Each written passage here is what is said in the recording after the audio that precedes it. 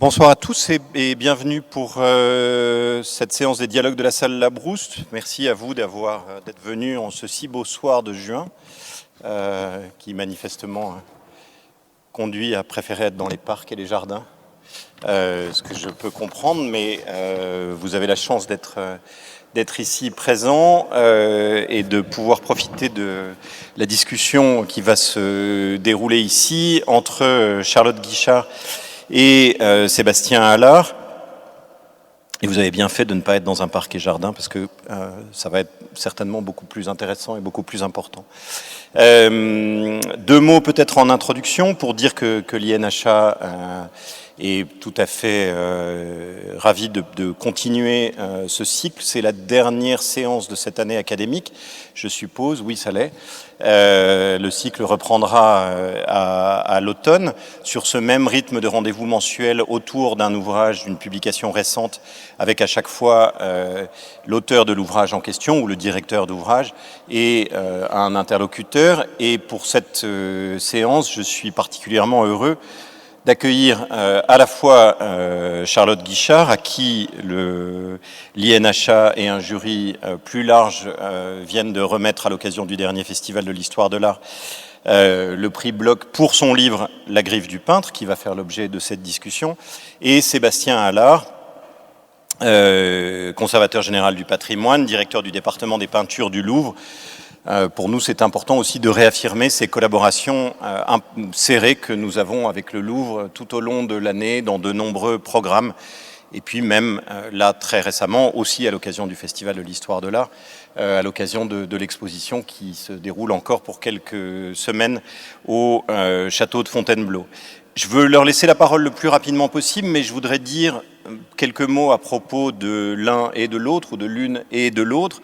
D'abord, sans rentrer dans les détails de la riche bibliographie de Charlotte Guichard, vous rappelez quand même son travail très fondamental sur les amateurs d'art à Paris à la fin du XVIIIe siècle, qui a fait l'objet d'une publication, je ne sais plus exactement, je dirais il y a une dizaine d'années, je n'ai pas révisé mes notes, il y a 11 ans, voilà, qui était aussi sa thèse de doctorat.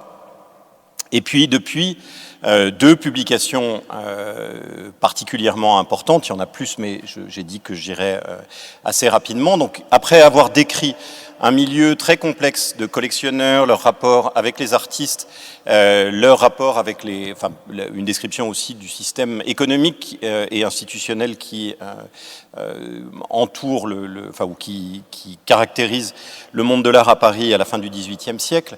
Charlotte Guichard a poursuivi son enquête sur la façon dont on a pu valoriser les œuvres d'art dans cette période et au-delà.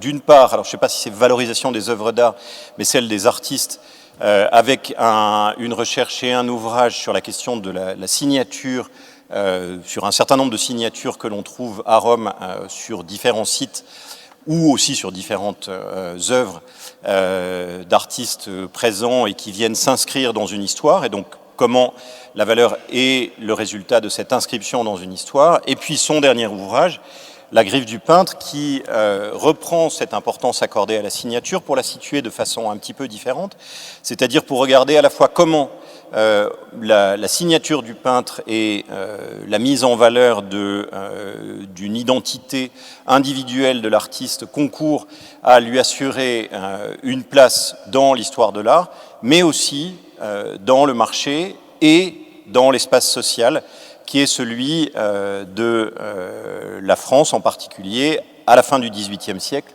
et au-delà.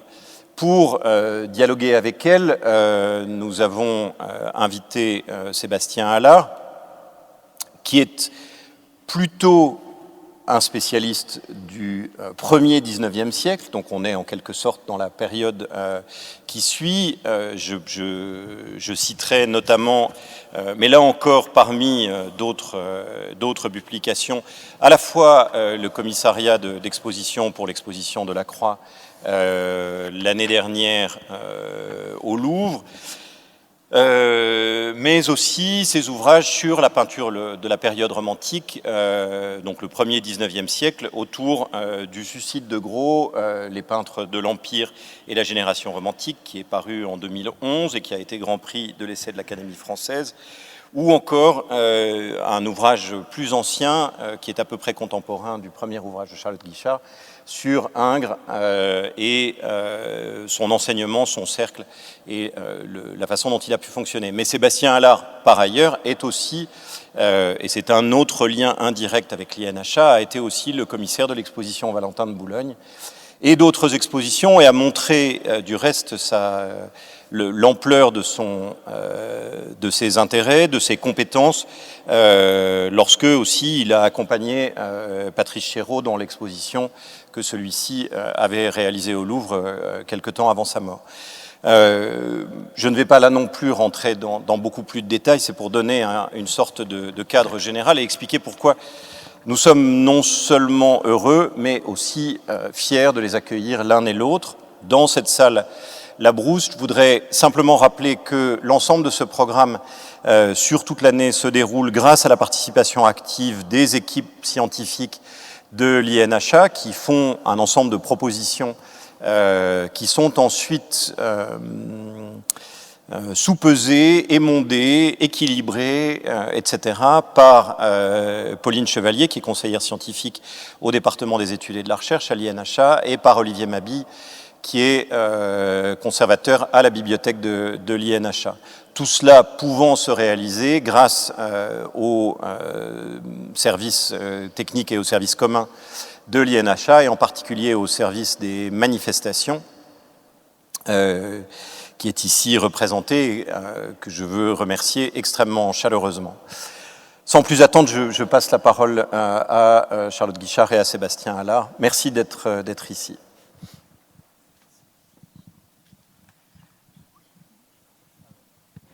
Le micro fonctionne? Oui. Donc, juste une petite correction. Valentin, c'est surtout Annick Lemoine qui est ici présente. Mais c'est la jonction, voilà. Voilà. Donc nous sommes très heureux, Charlotte Guichard et moi-même, d'être ici ce soir. Là, je m'étais demandé d'ailleurs pourquoi vous aviez demandé, ou on m'avait demandé comme dialoguant pour dialoguer avec vous, mais finalement en écoutant la présentation d'Éric de Chasset, on voit qu'il y a, et dans mes travaux autour du suicide de Gros, j'y avais pas pensé, vos travaux autour des graffitis, de la signature, etc., disons un champ de recherche qui va mettre l'œuvre d'art au centre, mais aussi l'artiste, en rompant d'ailleurs avec, peut-être d'un point de vue méthodologique, avec des générations précédentes, enfin, en tout cas la mienne, je suis un peu plus âgé que vous, mais où l'artiste n'existait pas. On avait célébré la mort de l'auteur avant de célébrer la mort de l'art, mais on avait en tout cas célébré la mort de l'auteur, et donc traiter tout ce qui pouvait toucher, bien souvent, à quelque chose de l'ordre du biographique ou de la trace, de la présence de la personne qui peint, avait quelque chose de douteux. Donc, et là, dans votre livre, enfin, on voit que, enfin, je sais pas comment vous avez ressenti ça, enfin, comment vous replacez ça, je pourrais dire, dans une historiographie, sans remonter à très très loin, de cette volonté de travailler sur la signature, la trace, et avec ce mot en plus tout à fait particulier qui m'avait intrigué dans le titre, qui est le mot griffe. Donc il y a quelque chose d'à la fois très technique et en même temps, on pourrait dire presque d'agressif, enfin, dans les deux sens. Oui, merci beaucoup, et puis merci donc à l'INHA et puis à la salle La Brousse d'accueillir comme ça ce dialogue, et j'ai un grand plaisir à voir la couverture de mon livre sur tous ces écrans. C'est un lieu où je travaille beaucoup, où j'ai beaucoup travaillé, où j'ai fait certaines des trouvailles du livre, peut-être qu'on en parlera, et du coup c'est un vrai plaisir, un peu une mise en abîme du travail de l'historien de l'art. Vraiment merci. Oui, alors en fait, je pense qu'il y a beaucoup de points communs justement dans cette manière peut-être de remettre l'artiste au centre de certaines décisions artistiques ou parfois plus sociales ou plus économiques. Et c'est vrai que moi, par exemple, la lecture de certains passages du catalogue sur la barque de Dante, où on voit Delacroix qui est complètement conscient de ce qu'il est en train de faire lorsqu'il va présenter ses toiles au salon. Moi, je trouve que c'est des choses qui étaient importantes aussi pour la période dont je suis spécialiste, le XVIIIe siècle. Et c'est vrai que moi, lorsque j'ai commencé à travailler en histoire de l'art, et j'ai une formation d'historienne à l'origine, on avait cette opposition très forte entre d'un côté une sorte d'histoire de l'art très esthétisante, où on avait ce mythe de l'artiste qui devait être forcément un petit peu tout puissant, et puis il y avait une autre en face, il y avait une sociologie critique au contraire qui allait s'efforcer de dénoncer ce mythe de l'artiste tout puissant. Et quand j'ai commencé à travailler, moi je travaille beaucoup avec les sciences sociales, eh bien on avait de nouveaux outils à notre disposition pour remettre l'artiste au centre, non pas comme un génie tout puissant, ni comme un artiste soumis au monde des amateurs ou au monde de la commande, mais un artiste qui pouvait avoir une intelligence de ce milieu-là, une intelligence du monde social dans lequel il travaille. Et pour moi, ce terme d'intelligence, j'aime pas trop le terme de stratégie, parce que je pense qu'il n'y a pas une stratégie très claire, mais il y a une forme de bricolage, d'intelligence, évidemment picturale, du médium, en l'occurrence, moi, le tableau. Donc, comprendre le tableau comme un objet qui va avoir une forme d'efficacité dans un projet esthétique, dans un projet de carrière. Et voilà, donc en fait, c'était cette idée d'arriver à réarticuler l'artiste, les artistes, dans les mondes sociaux dans lesquels ils évoluent. Je voudrais juste ajouter une petite chose, c'est peut-être là où on a une vision un tout petit peu différente, mais qui tient probablement au siècle, c'est sur l'emploi du mot intelligence, entièrement d'accord, et sur le mot stratégie. Dans la période qui est la mienne, qui suit la vôtre, il y a, je pense, là, avec le salon et avec le phénomène de génération, c'est-à-dire, disons que les artistes qui arrivent sur le devant de la scène dans les années 1820, c'est la première génération. Enfin, disons, c'est à tout point de vue, c'est la naissance de l'idée même de génération, c'est-à-dire des jeunes gens qui sont tous nés au même moment et qui ont vécu les mêmes événements historiques au même moment, et qui marquait une rupture par rapport à une certaine vision de l'histoire. Donc à ce moment-là, plus une libéralisation du système du salon en particulier, je pense qu'il y a eu, là, pour le coup, des vraies stratégies qui, évidemment, sont fondées sur cette intelligence du système de se dire, on a le salon, c'est le cas de Delacroix, par exemple, mais il n'est pas le seul. Ce qui compte maintenant, j'exagère un peu, c'est pas tant le jugement des pairs que cette chose qui naît au XVIIIe siècle et qui est particulièrement efficace au début du XIXe, que l'opinion publique. On a ça au salon, on a ça aussi en musique. On voit bien Berlioz qui a compris que ça ne sert à rien d'aller à Rome et qu'il vaut mieux produire un opéra pour l'Opéra de Paris parce que son nom va se faire dans ces lieux, entre guillemets, publics, qu'est le salon ou autre. Pardon, je vous ai interrompu, c'était sur la question passer de l'intelligence à des stratégies beaucoup plus agressives dans les années 1820. Oui, en fait, non, mais je pense qu'en effet, il y a de la diachronie, enfin, il y a des ruptures chronologiques, et sans doute que l'âge des révolutions, la Révolution française, puis l'Empire, etc., il y a un sentiment générationnel, de temporalité de l'histoire qui fait que le sentiment d'appartenance est très différent. Mais en tout cas, c'est vrai que lorsque j'ai commencé à vouloir travailler sur la signature, et c'est un livre ça fait 10 ans, enfin, j'ai travaillé pendant 10 ans dessus, en fait, c'était vraiment d'essayer de comprendre comment les mondes de l'art, si on reprend l'expression de Howard Becker, qui sont des mondes collaboratifs, où tout le monde travaille ensemble à faire émerger quelque chose, comment les mondes de l'art se sont construits dans l'histoire comme des mondes de la singularité. C'est-à-dire que, il ne s'agit pas de critiquer ça, ou au contraire d'en faire forcément l'apologie, mais comprendre historiquement la construction d'un univers social où on va valoriser des objets ou des individus ou des biographies qu'on va considérer comme singuliers. Et du coup, le nom et la signature, évidemment, devenaient des lieux extrêmement intéressants pour comprendre historiquement la fabrique de cette singularité. C'est-à-dire de les retravailler dans l'histoire, cette sédimentation voilà, textuel, matériel à travers les tableaux, etc. Et l'apparition du nom et dans l'histoire, si vous voulez. Et c'est pas un surgissement. Hein. Moi, j'ai choisi le XVIIIe siècle. Peut-être c'est un point intéressant. Évidemment, la signature s'invente pas du tout au XVIIIe siècle. D'ailleurs, j'ai toute une partie qui essaie de ressaisir la signature avant. Hein. Elle commence avec l'art et avec l'histoire de l'art. Hein. Pline, l'Ancien, évoque des signatures de peintres et de sculpteurs. Mais je pense qu'au XVIIIe siècle, il se passe quelque chose qui est lié à une histoire plus générale, sociale, culturelle, économique et politique, et qui est ce moment où on voit apparaître la figure de l'auteur, d'un point de vue juridique, je veux dire, qui va être, en 1793, on a ce droit d'auteur, on a cette philosophie matérialiste du sujet, qui est très important dans la manière, peut-être on y reviendra, de travailler le tableau. On a aussi, évidemment, cette manière de penser l'identité. Et l'identité au XVIIIe siècle, elle commence à se matérialiser dans des traces, justement, pour reprendre le terme que vous employez, comme la signature. Les papiers d'identité, les passeports, les pétitions, les souscriptions. Et la griffe, alors. Et la griffe, voilà. Alors, qu'est-ce que c'est?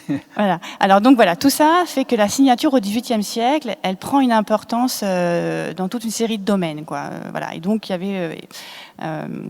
mais on en reparlera peut-être. L'art la griffe, c'est un terme que j'ai repris de Diderot, en fait.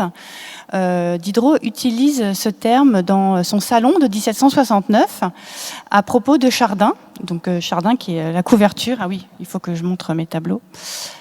Voilà, alors... Non, c'est pas ça. Ah oui, c'est vert. Ah voilà. C'est bon, c'est ça, ouais, voilà. Alors bon, là, d'abord la griffe, pourquoi est-ce que j'ai choisi la griffe? Pourquoi, quand j'ai vu ça, j'ai dit, bon voilà, c'est le titre, et voilà. Parce que la griffe, dans son histoire, c'est un mot qui a une signification très complexe. Aujourd'hui, on parle de la griffe du couturier, mais on ne sait pas vraiment ce que ça veut dire. Alors lorsque Diderot utilise cette formule, c'est la première fois qu'elle est employée en français, comme ça, pour désigner la personnalité d'un peintre. Il le reprend de Vasari et du latin. Il y a cette dimension d'abord de l'empreinte, parce que la griffe, c'est le coup de griffe, c'est la patte de l'animal, donc qui fait venir un peu cette violence-là qui vient du monde animal. Donc d'abord, c'est une empreinte, c'est une trace. C'est vraiment une trace de présence. Mais la griffe, c'est aussi une marque. Et ça, c'est seulement si on fait l'histoire du mot griffe au XVIIIe siècle, qu'on le comprend. Une griffe, c'est quelque chose qui vient... Alors là, je crois que j'ai des images. Mais comment... Alors attendez. Il faut être patient. La griffe, en fait, c'est un terme qui est employé à la fois dans l'univers de l'orfèvrerie et de la serrurerie. Je vous montre tous mes images. Et puis ensuite, on retourne en arrière. Où est-ce que c'est? C'est tout petit, ça. Ah voilà, non. Ah non, il n'y a pas. Bon, il n'y a pas. C'est pas grave. On peut se mettre là. Voilà, c'est pas grave. Voilà, la griffe. Oui. Donc en fait, la griffe, c'est ce qui vient marquer l'étain de qualité. D'accord? Donc il est griffé. Lorsqu'un, par exemple, un objet d'orfèvrerie est griffé, eh bien, il a la marque. C'est une marque de qualité. Donc c'est une notion de marque. C'est aussi la notion, donc trace, avec le coup de griffe, marque, avec cette marque qu'on appose sur l'argent, l'étain, etc. Et c'est aussi la reproductibilité. Parce qu'une griffe, c'est un terme qu'on emploie en serrurerie et qui désigne le modèle à partir duquel on va reproduire des clés. Alors on a l'air d'être très loin de l'art, mais en fait pas du tout. C'est qu'en fait, à partir d'une griffe, on peut produire un modèle qui est multiple. On arrive à articuler l'idée d'unique et de multiple. C'est-à-dire que, dans la signature, c'est quelque chose qui est très intéressant, parce que le terme de griffe, à la fin du XVIIIe siècle, eh bien, si vous lisez cette citation là que j'ai prise du dictionnaire de l'Académie française en 1798, on appelle griffe un instrument avec lequel on met l'empreinte d'un nom au lieu de la signature propre. Donc en fait, c'est un instrument technique qui permet de reproduire une signature. En fait, ça vient directement du monde de la serrurerie ça apparaît dans l'administration, notamment royale d'abord, et puis révolutionnaire, avec toute l'importance des papiers révolutionnaires qui doivent être authentifiés, etc. On a une multiplication de griffes. Et là, à côté, je vous ai mis la griffe d'un ministre de l'Intérieur pendant la Révolution. C'est pas sa signature autographe, c'est une signature reproduite. Et donc la griffe, c'est hyper intéressant parce que ça permet de penser l'unique et le multiple. En fait, on a deux questions là que vous avez évoquées avec cette définition de la griffe, enfin, en utilisant le terme griffe et non pas le terme signature. C'est donc, d'une part, il y a la question sur laquelle on viendra probablement de la trace de l'artiste, c'est-à-dire de sa présence dans l'œuvre. Alors, est-ce que la signature est un des éléments de présence de l'artiste, une trace de l'artiste, mais c'est pas la seule sur l'œuvre. Et d'autre part, on voit, en tout cas à votre période, là au XVIIIe siècle, mais ensuite aussi, que c'est articulé à la question de l'authenticité, l'original, le multiple, la réplique, la copie, etc., éventuellement. Voilà, alors justement, voilà, ce qui est très intéressant, c'est pour ça que Chardin illustre le livre, enfin la couverture du livre, c'est que Chardin, il est extrêmement intéressant, c'est pas pour rien que Diderot parle à propos de lui de griffe, c'est que Chardin, c'est un peintre qui a pensé la répétition, le multiple. C'est-à-dire qu'il peignait des tableaux qui étaient non pas bien souvent, pas toujours, mais très souvent, qui étaient des répétitions.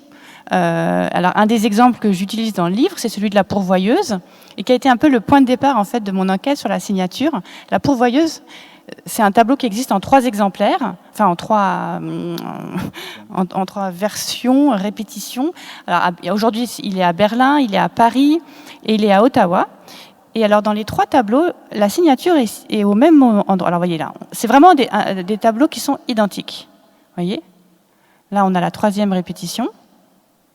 Et au milieu, on a la signature sur le mur, qui ressemble un peu à un graffiti. Elle est au centre du tableau. Dans ces 3 exemplaires-là, dans ces 3 tableaux.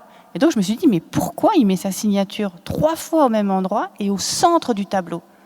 Et c'était ça le point de départ. Chardin ne parle jamais de la manière dont il signe ses tableaux. Les artistes ne parlent pas de la manière dont ils signent, dont ils apposent leur nom. Mais en voyant ce nom au centre là, du tableau, 3 fois répété, je me suis dit, il sait ce qu'il fait. Là, il y a une intelligence. Qu'est-ce qu'il veut faire ? Pourquoi il fait ça ? Et c'était le point de départ. Sachant qu'il a déjà signé ces morceaux, si je ne me trompe pas, d'agrément et de réception. Tout à fait. Et ça, c'est... Voilà. C'était une exception. Une originalité. Voilà. Lorsque j'ai cherché tous les morceaux de réception signés à l'Académie, il est un des premiers à placer son nom sur un tableau, un morceau de réception. Un exercice académique, en fait. Voilà, exactement. Donc du coup, ce qui était intéressant, et alors Chardin est très intéressant, c'est que d'abord, avec lui, on peut penser à la fois la question du nom, puisqu'elle est au centre, le nom est au centre du tableau, la trace, parce que Chardin avait cette manière de peindre et de tracer son nom qui était tout à fait inimitable dans le discours de l'époque. Donc il y a l'idée de la présence de l'artiste. Nul autre que lui-même ne pouvait copier ses œuvres. Donc c'est l'idée de la présence matérielle, corporelle dans l'œuvre. Et enfin la question du multiple, et qui pose la question du marché, en fait. C'est-à-dire que Chardin, pourquoi il fait des multiples ? C'est parce qu'en fait, il répond et il crée un désir. Il crée un désir de son nom, il crée un désir de ses toiles, qui sont parfois des peintes sur du bois. Mais enfin, là, je dis toile de manière un peu rapide. Et donc, en mettant le nom au milieu, et toujours dans des endroits un peu inattendus, enfin souvent, moi, l'idée que je développe, c'est que Chardin, qui évolue dans ce marché qui est en plein essor dans les années 1730, eh bien, il va fabriquer un désir de son nom, en fait. Il va fabriquer le marché pour ses tableaux.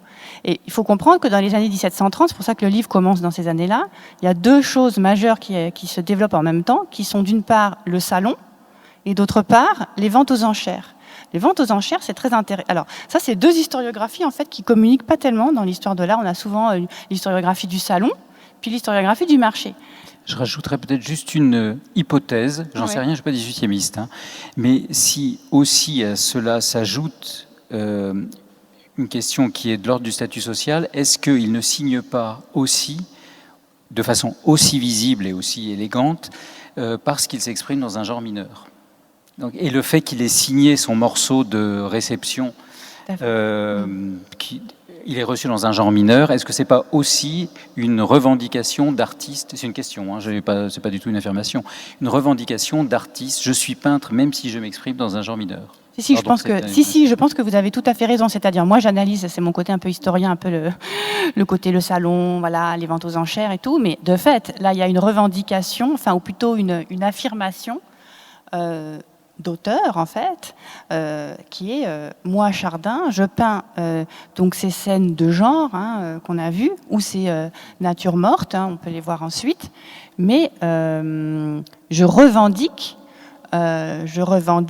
leur statut d'œuvre, en fait, pleinement, et dans un moment où, en fait, on est dans une hiérarchie académique qui place plutôt la peinture d'histoire tout en haut de la hiérarchie, et qui va équivaloir, en gros, l'invention, donc c'est-à-dire le privilège de l'invention, on dirait aujourd'hui de la création, même si j'aime pas trop le terme, qui renvoie l'inventio à la capacité à créer des tableaux d'histoire. Et c'est vrai que Chardin ne s'inscrit pas du tout dans cette histoire-là, au contraire, il s'inscrit dans une autre histoire.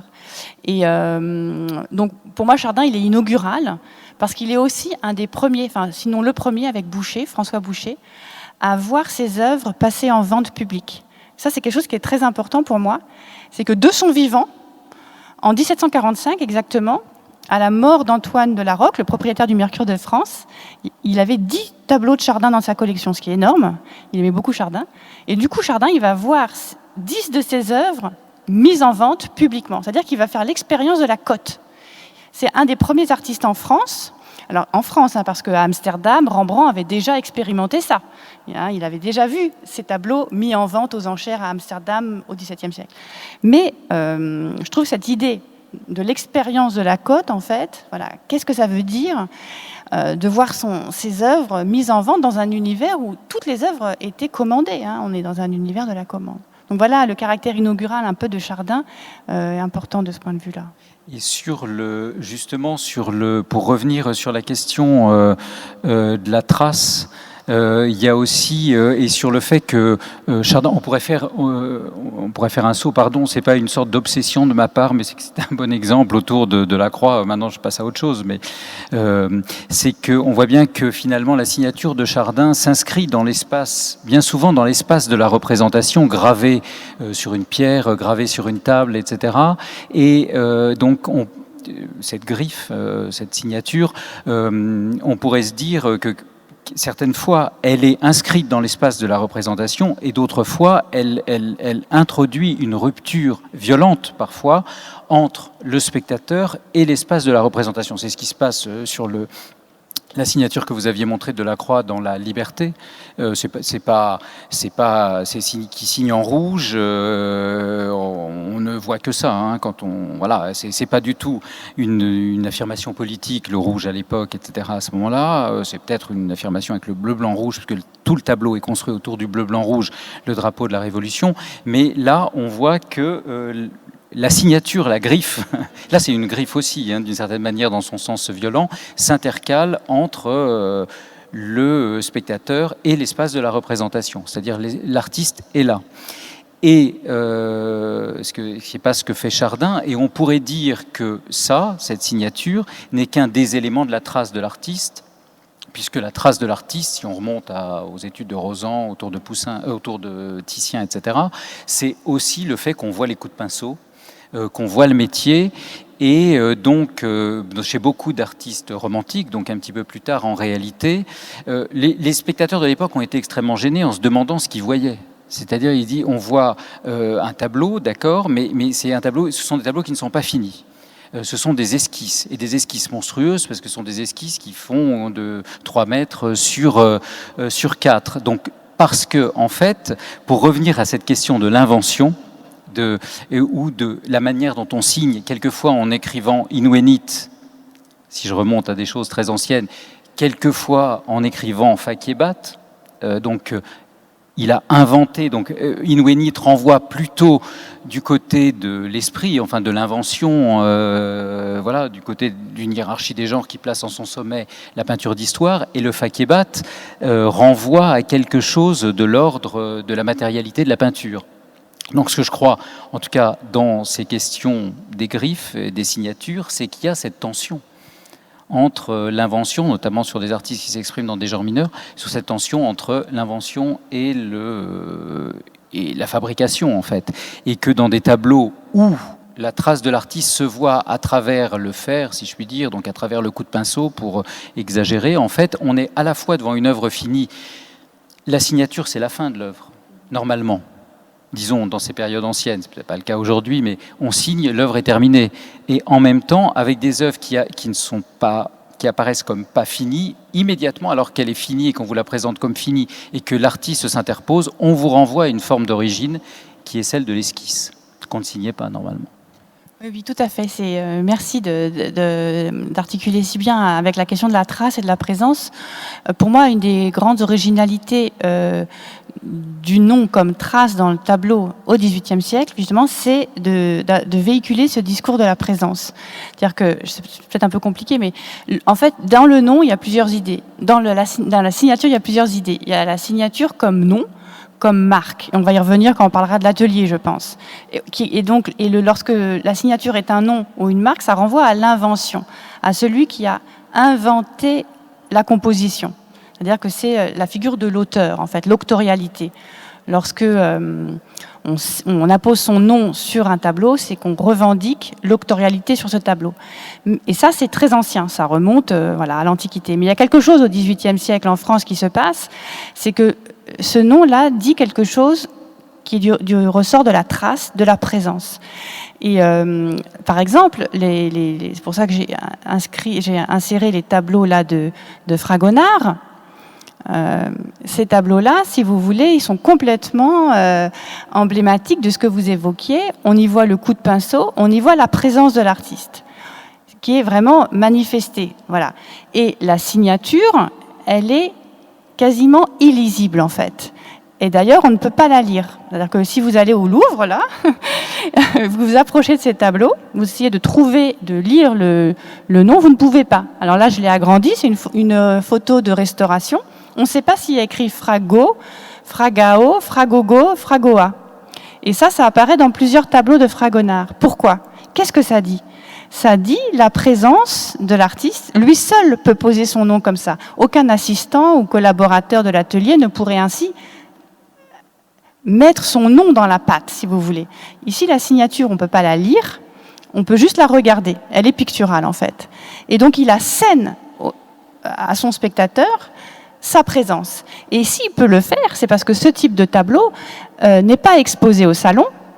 Il est destiné à un cercle tout petit d'amateurs qui savent que c'est bien lui qui a peint ce tableau. Donc la valeur du nom comme authentification ou comme invention, ici, elle est beaucoup moins importante. Ce qu'il dit, c'est, voilà, il dit sa présence physique à la toile. Et ça, c'est quelque chose, évidemment, qui va triompher au XIXe siècle. On pense au chef-d'œuvre inconnu de Balzac, avec cette description de l'artiste qui transpire, qui met sa sueur, qui met sa santé, qui met sa vie dans la peinture. Et ça, pour moi, c'est quelque chose qui commence justement dans cette valorisation de la main, du geste, qui apparaît dans la peinture des Lumières et qui est adossée à une philosophie matérialiste, du sujet, c'est-à-dire sensuel, qu'on retrouve chez Condillac, et en Angleterre, chez Locke ou chez Hume. Donc, si vous voulez, la rupture, elle est là, c'est dans la trace, dans l'idée que voilà, la signature va être un de ces lieux où la présence va se dire. Et où le rapport, disons, de l'artiste, ça continue effectivement cette philosophie sensualiste et autres, dans le rapport entre l'artiste et la matière, voilà, et qui est parfois un combat, qui est de cette manière bouillonnante là de Fragonard, mais qu'on va retrouver aussi sous une forme de combat parfois très clairement exprimé avec des artistes qui vont utiliser des matériaux, en tout cas au début du 19e siècle, je connais moins le 18e siècle, qui vont utiliser des matériaux parce que ces matériaux vont leur résister. Et donc qui vont être peintres, mais se mettre aussi à faire de la sculpture, ou qui vont peindre de façon monumentale. Alors évidemment, on va y revenir pour se faire un nom, parce que la question de se faire un nom est liée à ça, au milieu des 4000, 5000 ou 6000 œuvres du salon, mais aussi parce que la monumentalité, l'énormité de la toile oblige à un rapport physique violent parfois, avec la matière, implique de se battre avec cette matière qui résiste et qui dit bien que tout n'est pas dans l'inouïnite. Voilà, il y a un petit peu ça. Mais pardon, et j'évoquais là du coup aussi la question de signature et tout ça, c'est aussi se faire un nom. Oui, voilà, se faire un nom, ça c'est une formule qu'on retrouve dans les textes. Se faire un nom, recouvrer son nom. Alors ça c'est assez intéressant. C'est comment se faire un nom en fait. Alors il y a plein de choses dans cette expression qui sont intéressantes si on commence à creuser. D'abord, c'est comme ça que je suis arrivée à la question des femmes, mais ça, peut-être on en parlera après. Comment est-ce qu'une femme peut se faire un nom quand son nom, c'est celui de son père ou de son époux? Donc ça, c'était une question qui s'est imposée dans la recherche. Parlons-en tout de suite. Alors, parlons des femmes. Alors, oui, voilà, parce que... Et en fait, ça couvre la question de l'atelier, tout à fait. En fait, voilà, l'idée, c'était qu'est-ce que c'est que se faire un nom quand ce nom change tout le temps, puisqu'il est dépendant de l'autorité qui s'exerce sur les femmes qui veulent exercer la carrière de peintre. Et il y en avait, c'est-à-dire qu'il y en avait, il y a toute une série de travaux aujourd'hui qui sont menés en France, aux États-Unis, qui montrent qu'il y avait des femmes artistes, et plus que l'historiographie du 19e siècle, souvent misogyne, a bien voulu nous le dire. Donc en fait, il y avait des femmes. Mais comment mettre son nom sur un tableau qui ne vous appartient pas? Parce qu'en fait, les femmes, lorsqu'elles peignaient, la première chose qu'il faut comprendre, c'est qu'elles réalisaient des objets qui ne leur appartenaient pas. Celui qui avait l'autorité juridique sur ces objets, c'était le père, jusqu'à l'âge de 21 ans, puisque c'était l'âge de la majorité. Et ensuite, si elles se mariaient, c'était leur époux. Après, il y a eu des femmes on pouvait aussi avoir une autorité juridique, si on était veuve ou célibataire. On a aussi des cas de carrière féminine célibataire. Mais pour certaines femmes sur lesquelles j'ai travaillé, notamment les plus célèbres de l'époque, Élisabeth Vigée-Lebrun, Adélaïde Labiguillard, ce sont des femmes dont on voit bien que leur nom est composite en fait. Donc la première partie du nom, c'est le nom du père, et au nom du père s'ajoute le nom de l'époux. Et c'était le père ou l'époux qui recevait les produits économiques de la vente. Vigée-Lebrun le dit très clairement, elle dit voilà, c'est son mari qui touchait les dividendes en fait. Une fois, il n'était pas là, donc elle a pu toucher les fruits du portrait qu'elle venait de peindre. Voilà. Et donc la question c'était, mais qu'est-ce que ça veut dire de mettre son nom sur un objet qui ne vous appartient pas en fait, sur lequel vous n'avez aucune autorité? Vous avez une autorité, il y a une forme d'autorialité, mais il n'y a pas d'autorité. Du coup, c'est très bizarre, il y a une forme de déchirement dans le nom en fait. Et alors ce que je trouvais vraiment intéressant, et là ça rejoint la question du faire, c'est que les signatures, quand j'ai commencé à travailler, on me disait elles sont pas intéressantes, c'est très plat quoi. C'est vrai, elle signe l'habit, femme, Guyard, voilà. Mais elle le fait avec une grande constance. Même lorsqu'elle va divorcer, elle va garder son nom de Guyard. Donc elle essaye d'inscrire le nom de manière durable dans la toile. Mais l'exemple de Vigée-Lebrun sur lequel je m'attardais tout à l'heure, il est vraiment intéressant parce que donc Vigée-Lebrun, c'est une des rares femmes qui parle de son nom dans ses mémoires. Par exemple, elle va dire, en fait, elle est connue assez tôt puisqu'elle est à l'Académie de Saint-Luc et elle se fait déjà connaître par ses portraits. Elle se marie avec un marchand, Lebrun, et elle écrit dans ses mémoires « Je ne quittais qu'à regret le nom sous lequel j'étais déjà connue ». Donc elle va se faire appeler Vigée-Lebrun. Avant, elle signait Vigée.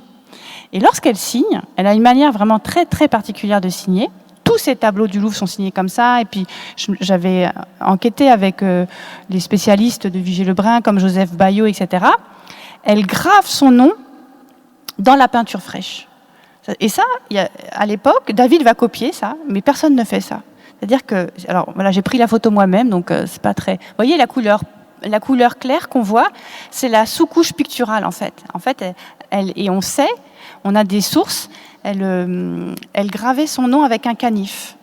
Et ça, je trouve ça très intéressant, parce qu'il y a une forme de revendication d'autorialité, c'est-à-dire que sans autorité, on va réclamer quelque chose qui vous est dû, en fait. C'est une sorte de coup de griffe là, de Vigée-Lebrun qui vient réclamer cette figure de l'auteur, même sans autorité juridique sur cet objet-là. Voilà, donc en fait, il y a toute une réflexion sur le nom des femmes et la manière dont ce nom, en fait, leur échappe, ou elles essayent au contraire de le réinscrire dans la durée, dans les tableaux. Et c'est particulièrement intéressant pendant la Révolution, où on a cette perte d'identité un petit peu qui caractérise toute la population, et avec des femmes qui vont signer parfois de manière tout à fait curieuse. Et je pensais là à cette Adèle Romani, qui est une portraitiste, et qui, elle, va signer par son prénom, Adèle. Donc c'est dans le prénom qu'elle va trouver une forme de stabilité, en fait, parce qu'elle est reconnue tardivement par son père, donc elle a un nom paternel qui est tard, je crois qu'elle divorce, enfin elle a une vie personnelle compliquée pour l'époque. En fait, la stabilité va venir du prénom. Et en plus, Adèle, c'était un prénom à la mode, donc c'était aussi un prénom littéraire, parce que Madame de Genlis avait écrit sur Adèle, etc. Donc voilà, il y a une forme aussi de poésie, là, et là, du coup, d'invention, d'inventivité, quoi, dans le nom. Et ce qui est, en vous écoutant là sur la question d'Adèle Romani et du prénom, je pensais que dans l'historiographie, le prénom des femmes tombe. C'est-à-dire que bien souvent, on dit Madame Vigée-Lebrun, Madame Labille, on disait, Madame, on le dit moins maintenant, mais Madame Vigée-Lebrun, Madame Labille-Guillard, donc il y a le statut de femme mariée, et le prénom, je n'avais pas pris conscience du prénom qui pouvait être, disons, la seule chose possédée en propre, enfin, et c'est vrai que de signer pour une femme par son prénom, ça, c'est à elle, voilà. Complètement à elle. Je n'avais pas pensé aussi combien l'historiographie, enfin, ou la manière dont on pouvait parler de ces peintres femmes, en fait, allait jusqu'à effacer aussi bien souvent le prénom. Oui, c'est ça. Et de fait, je crois que dans les livrets de salon, elles sont qualifiées de citoyennes, alors que les hommes, ils ne sont pas qualifiés de citoyens. Mais elles, on les renvoie à ça. Enfin, c'est-à-dire qu'il faut qu'il y ait le genre qui apparaisse. Donc oui, donc le nom des femmes, c'est une vraie question et que je n'ai fait que toucher, qu'effleurer un petit peu, même voilà, dans ce vocabulaire très matérialiste, mais qui est vraiment passionnante. Sachant que le cas de Madame Vigée-Lebrun l'est particulièrement, même dans le cadre de sa réception à l'Académie, de l'hostilité du peintre Pierre, etc., et de sa volonté vraiment d'être reconnue comme peintre d'histoire. Tout à fait. Et alors, ce qui est vraiment intéressant aussi, c'est que donc ces femmes, pourquoi est-ce que c'est important pour elles d'apposer leur nom sur le tableau? C'est que bien souvent, on leur reprochait de ne pas avoir peint elles-mêmes, le tableau.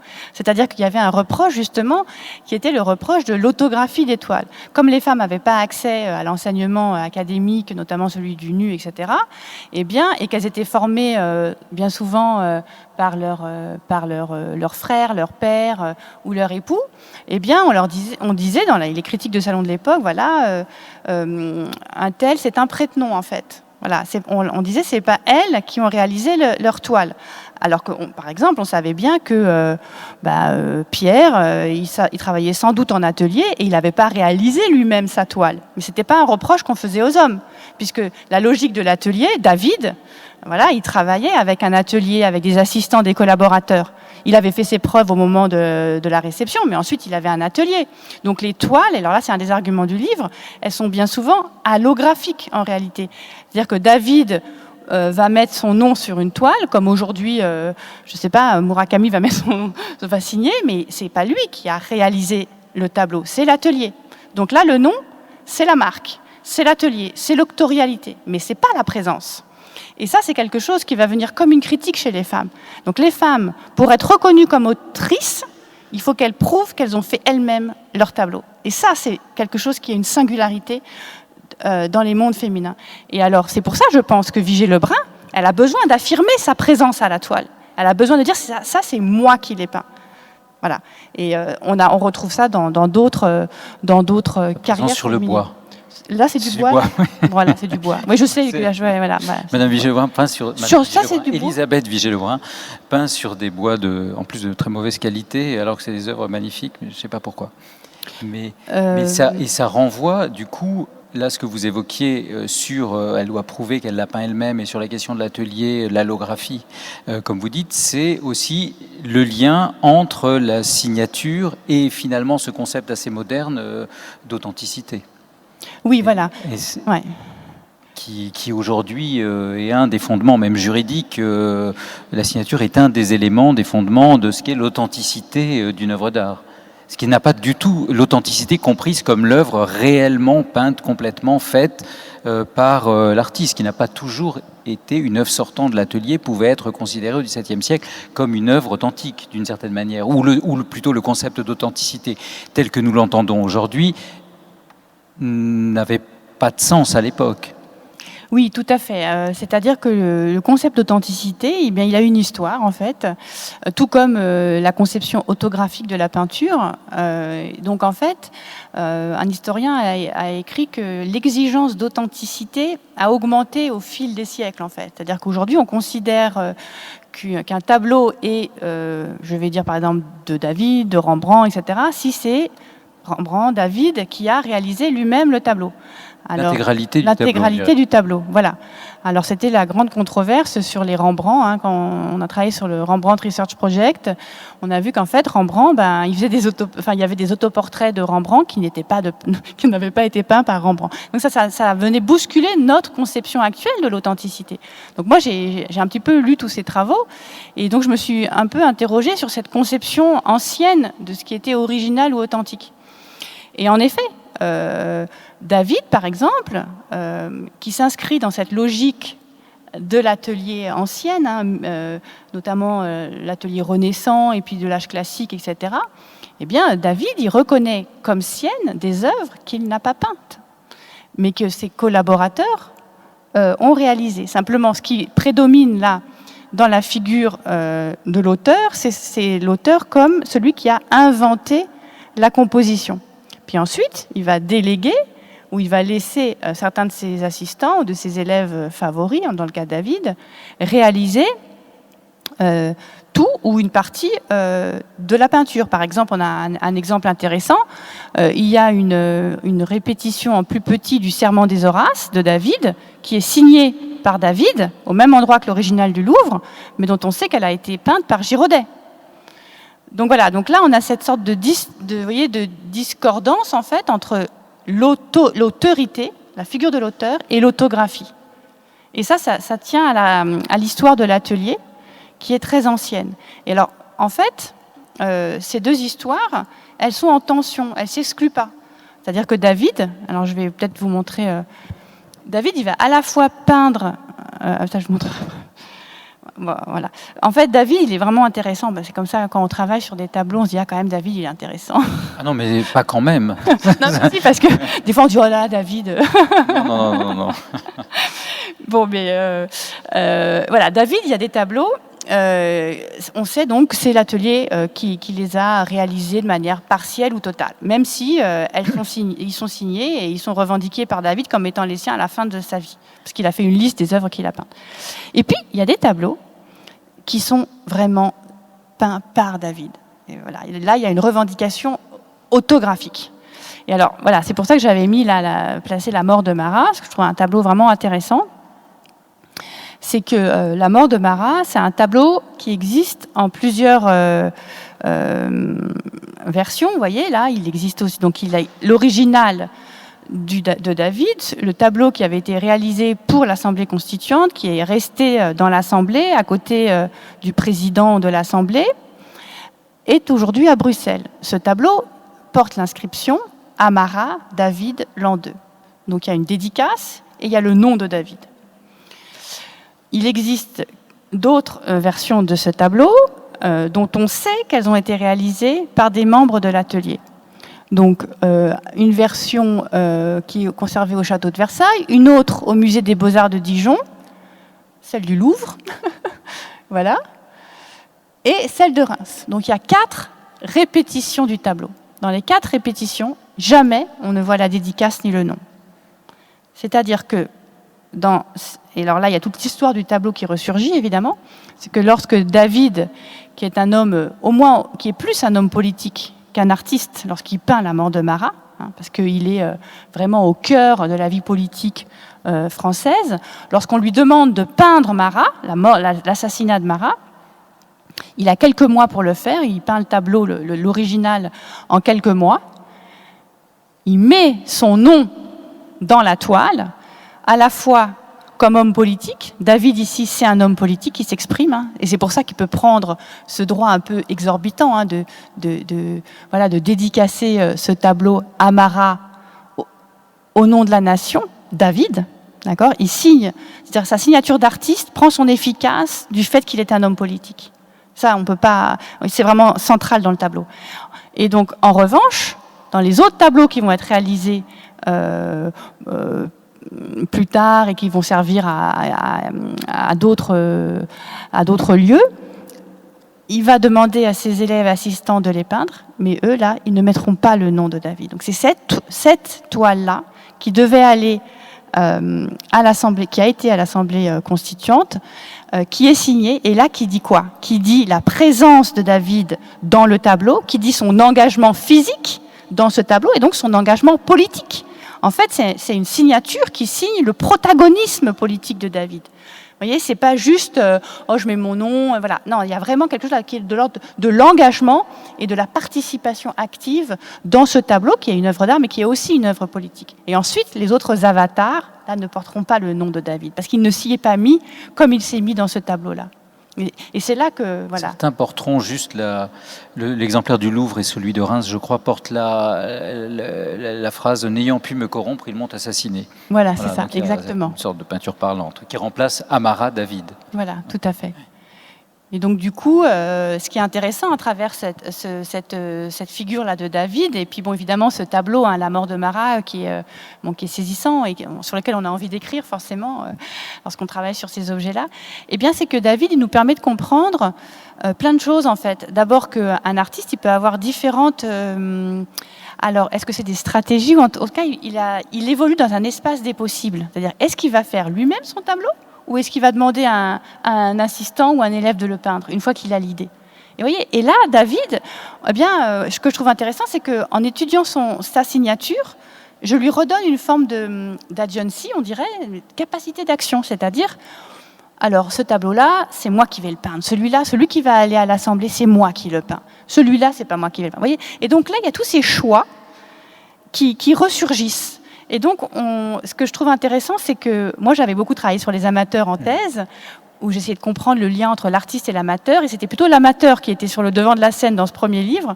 Là, je voulais remettre l'artiste de plein pied dans cette relation, qui n'est pas une relation de création romantique, qui viendrait de nulle part, mais c'est vraiment dans un univers social où il y a plein de contraintes qui s'exercent, mais il y a aussi plein de choix qui peuvent être faits. Je voudrais revenir juste sur une petite remarque là sur ce que vous avez dit entre élève ou assistant. C'est pas tout. En fait, au XIXe siècle, c'est pas tout à fait la même chose. Et sur le rôle en partie de l'atelier, je crois, pour justement se faire un nom. On sait qu'un certain nombre... Le cas de David, on pourrait en parler pendant 6 heures, 10 heures, 20 heures, enfin bon. Mais il a tout compris.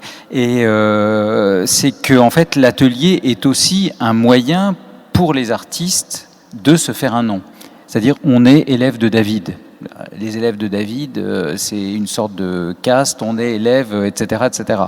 Et puis, donc, c'est une sorte de mandarinat, on pourrait dire. Et ensuite, au-delà de la signature, c'est une sorte de trace vivante, disons, de l'artiste, jusqu'à des cas limites et pathétiques, comme celui que j'ai traité, de Gros, qui finit par se suicider en étant finalement le clone imparfait du maître, qui le rappelle même outre-tombe à une mission, au fait qu'il a failli à sa mission, enfin bon, pour aller un petit peu vite. Mais en tout cas, ça c'est vraiment extrêmement, je crois aussi important, le rôle de l'atelier dans une intelligence ou dans des moyens de se faire un nom. Un petit peu plus tard, je pense qu'il y en a un qui a compris que ça ne servait plus, enfin au moins, c'est une idée personnelle, mais peut-être est-elle juste, peut-être ne l'est-elle pas.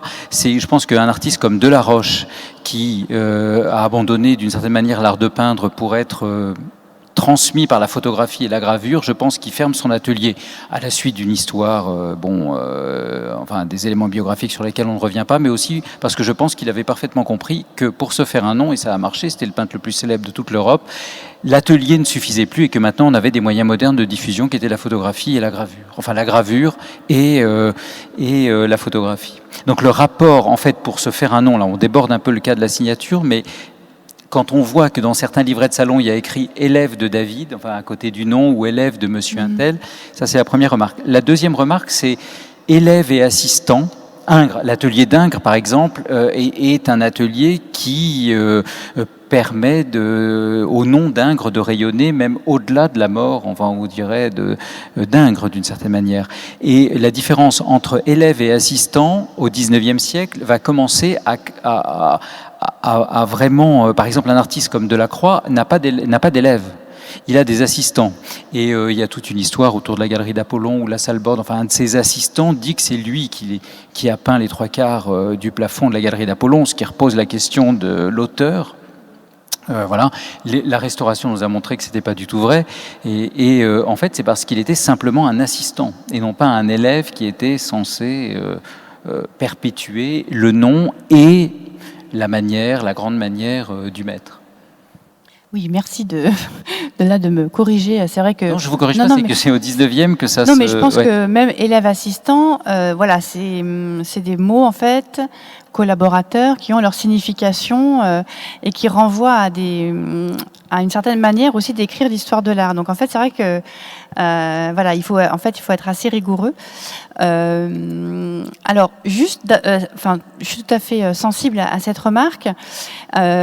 L'idée de se faire un nom, de penser, voilà, l'élève de un tel, ça pose une question que moi je m'étais jamais posée en fait avant justement de travailler sur le nom et la signature. C'est à partir de quand un artiste qui est l'élève, mettons, de David, ou là je vais vous donner un exemple qui est élève de Casanova, bon, le frère du mémorialiste, hein, pas le mémorialiste, et bien à partir de quand est-ce qu'il décide de voler de ses propres ailes en fait? À partir de quand il y a ce moment de bascule? Voilà, on est élève de Casanova et puis d'un coup, voilà, on va vouloir se faire un nom. Et alors, on a cette histoire qui est assez documentée, que je raconte dans le livre, et en plus, elle est très drôle parce qu'elle est racontée par Diderot, évidemment. Bon, alors là, je suis complètement... Bon, le tableau est... Voilà, c'est le XVIIIe siècle.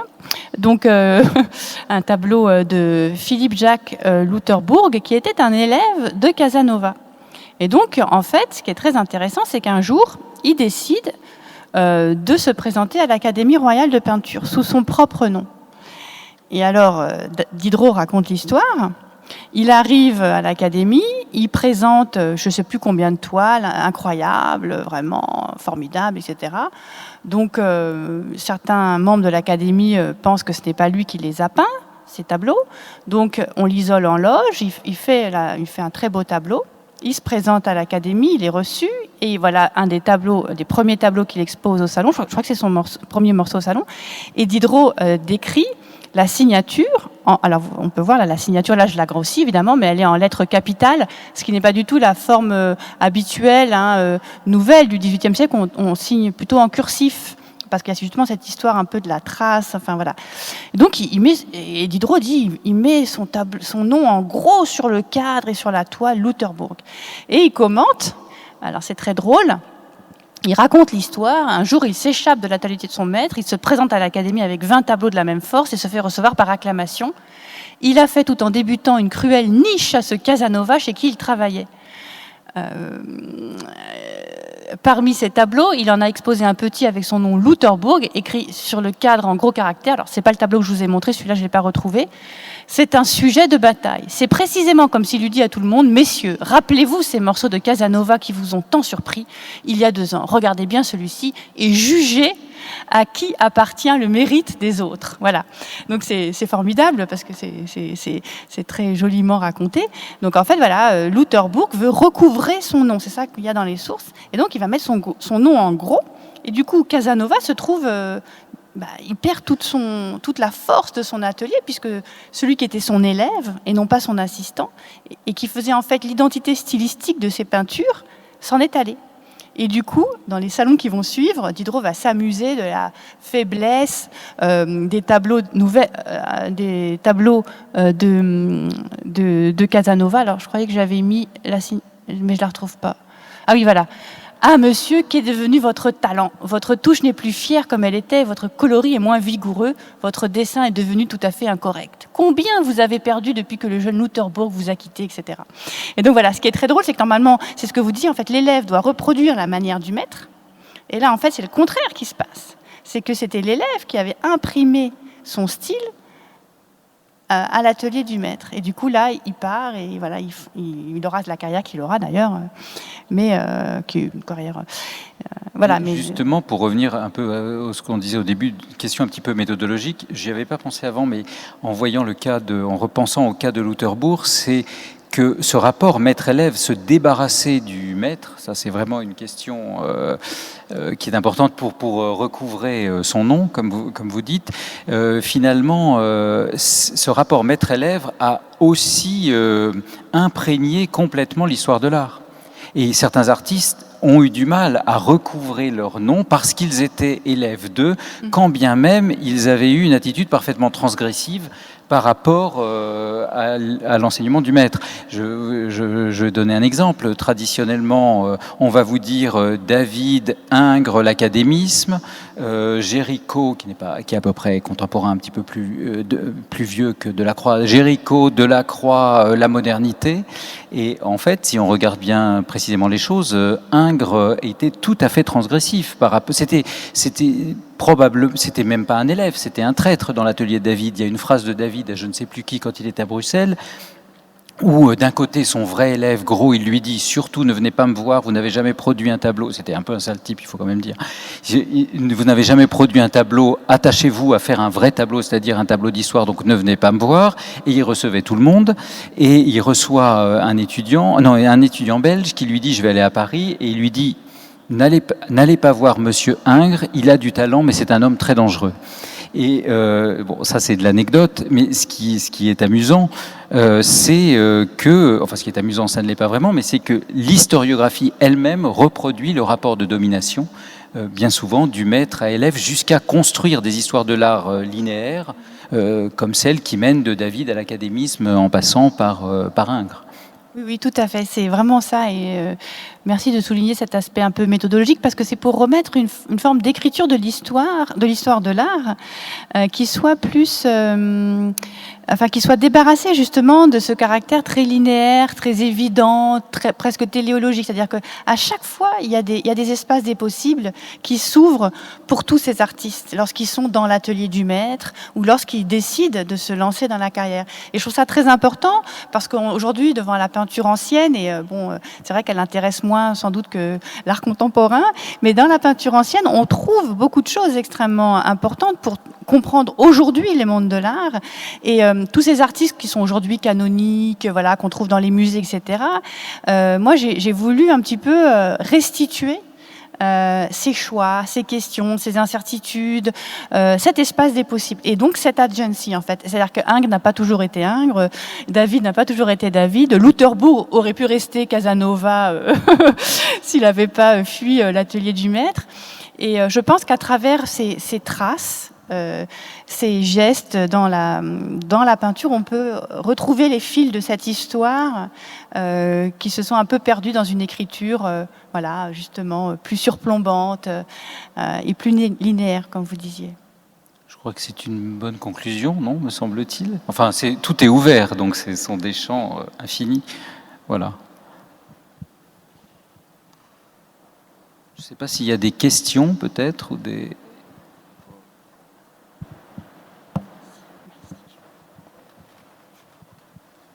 Oui, bonjour. Merci beaucoup d'abord pour votre dialogue qui est extrêmement intéressant. Vous avez décrit la manière dont la griffe finalement arrivait en rupture, soit du nom du père, du mari, du nom du maître.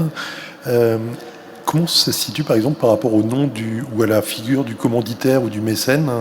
Est-ce que finalement on peut imaginer une coexistence du nom de l'artiste et de la figure du mécène et du commanditaire, ou est-ce que l'un va nécessairement l'emporter sur l'autre et finalement la signature de l'artiste ne vient que quand le mécène a finalement disparu? Et ma seconde question, c'est plus par rapport au thème. Est-ce qu'il y a des thèmes qui finalement seraient tellement, je dirais, importants ou impressionnants qui finalement ils évacueraient la possibilité pour l'artiste de marquer sa trace, par exemple de l'art sacré ou des choses comme ça? Est-ce que ça existe, ou est-ce que finalement l'artiste va, par sa griffe, l'emporte sur toutes les thématiques de l'art et tous les genres? Merci, c'est des très belles questions, compliquées, hein, mais très belles questions. Alors sur la première, d'abord, il arrive qu'on ait le nom du commanditaire dans le tableau, hein, ça arrive. ou voilà, donc ça peut arriver. Non, je pense pas. Lorsque Chardin met son nom dans le tableau, il y a eu un commanditaire, hein, et parfois il a en effet répondu aux attentes ou créé un certain désir chez ce commanditaire. Je pense que les deux coexistent, c'est-à-dire que le nom, c'est une trace. La signature est une trace, elle n'est pas exclusive. Elle est plutôt, elle dit une présence, mais elle n'est pas, voilà, on n'est pas justement forcément dans cette toute puissance. C'est ça que je trouve assez beau en fait. On est toujours dans un retravail. Chardin ne va jamais cesser d'apposer son nom. Hubert Robert, j'en ai pas parlé, mais plein d'artistes, voilà, ils continuent, ils apposent. Il faut toujours faire la preuve de ça. Je pense pas, voilà. Donc c'est une voix ténue, une présence ténue qui s'efface au fil du temps. Bien des signatures que j'ai étudiées, elles sont à moitié effacées. Hein, il faut vraiment les trouver. Donc voilà, je pense que le commanditaire et l'artiste sont dans une relation intime, de familiarité, parfois de tension, de négociation, mais qui travaillent les mondes de l'art. Et on n'a pas l'un ou l'autre. Voilà. Enfin Non, oui. Alors non, simplement, je vais apporter un élément qui ne répond pas tout à fait à votre question, qui complète la vôtre, qui est que le nom. Si on regarde aujourd'hui le marché de l'art, le nom du commanditaire. Finalement, le marché de l'art, le nom du commanditaire revient. Et si je reprends le cas de... Alors là, c'est pas tout à fait le marché de l'art, mais c'est-à-dire qu'un tableau qui a appartenu à Madame du Barry, Madame de Pompadour, un tableau de Chardin, etc., il vaut plus que le même Chardin qui n'a pas... Donc il y a une sorte de revanche du commanditaire après une sorte d'oubli, parfois, au XIXe siècle, etc. Il y a une chose un petit peu amusante, c'est qu'au Louvre, on a deux bénédicités de Chardin. Il y a un bénédicité pour Louis XV et un bénédicité qui vient de la collection Lacaze. Et quand on nous demande de prêter le bénédicité, on dit « Ah, on va pas prêter le bénédicité Louis XV quand même. Celui-là, on le garde dans nos salles. On prête le bénédicité Lacaze. » Donc c'est anecdotique, mais ça dit que en tout cas, le commanditaire fait, avec le développement du marché de l'art, aussi partie du pédigré, pas au même niveau que l'artiste, mais à partir du XIXe siècle et surtout au XXe siècle, fait aussi partie du pédigré de l'œuvre. Et sur le rapport nom d'artiste, pas tout à fait nom de commanditaire, mais nom de, disons, d'acquéreur, on a un cas au salon au XIXe siècle. Il y a eu nous en parlions l'autre jour, il y a eu un tableau romantique absolument épouvantable qui a suscité... Pardon, j'oublie le sujet là tout à coup, un sujet shakespearien. Enfin bon, bref, tout le monde a dit mais ce tableau est une horreur. Enfin c'est affreux, la scène qui est représentée, etc. Et le banquier, je crois, c'est de Lesser, l'achète pour se faire un nom. Lui, de Lesser, en tant que pas seulement banquier, mais en tant que au-delà de banquier, c'est-à-dire mécène des arts, etc., dans un système pré-moderne, dirons-nous, de marché de l'art. Donc il achète ce tableau horrible, et une fois, le tableau n'est pas horrible en tant qu'œuvre d'art, mais en tant que sujet, et une fois qu'il a le tableau, il demande au peintre de lui en repeindre un autre.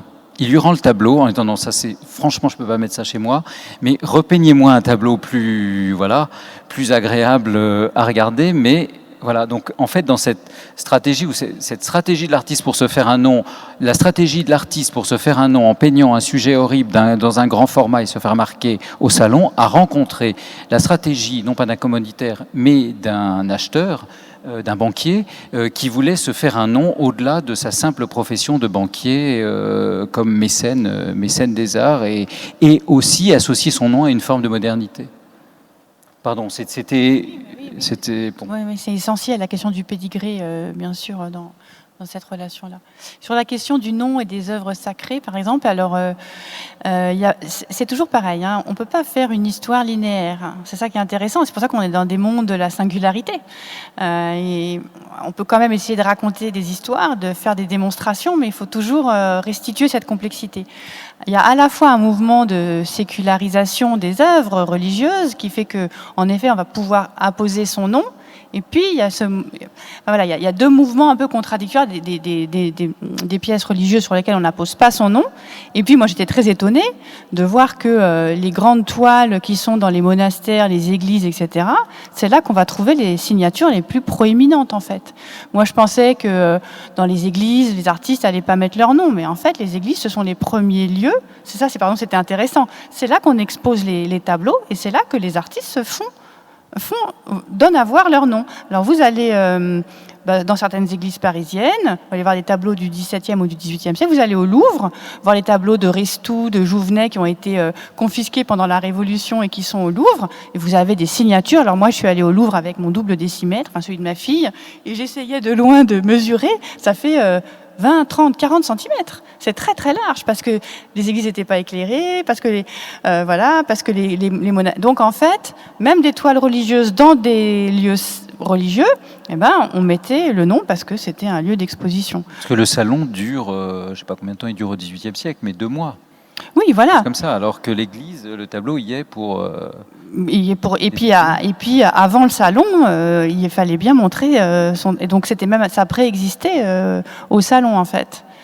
Donc voilà, donc il y a à la fois certains morceaux sur lesquels en effet il y a une forme de sacralité qui règne et sur lequel certains historiens de l'art ont écrit d'ailleurs, hein, qui expliquent qu'on signe sur le cadre et que du coup la signature souvent s'est perdue en fait puisqu'on a perdu le cadre. Mais on signe pas dans l'espace pictural, on signe à côté. En dessous. Et puis, non, il y a des tableaux comme ça où on va, dans l'espace pictural, apposer son nom et de manière parfois très, très visible.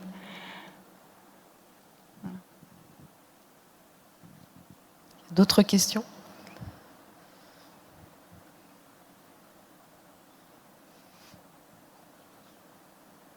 Non.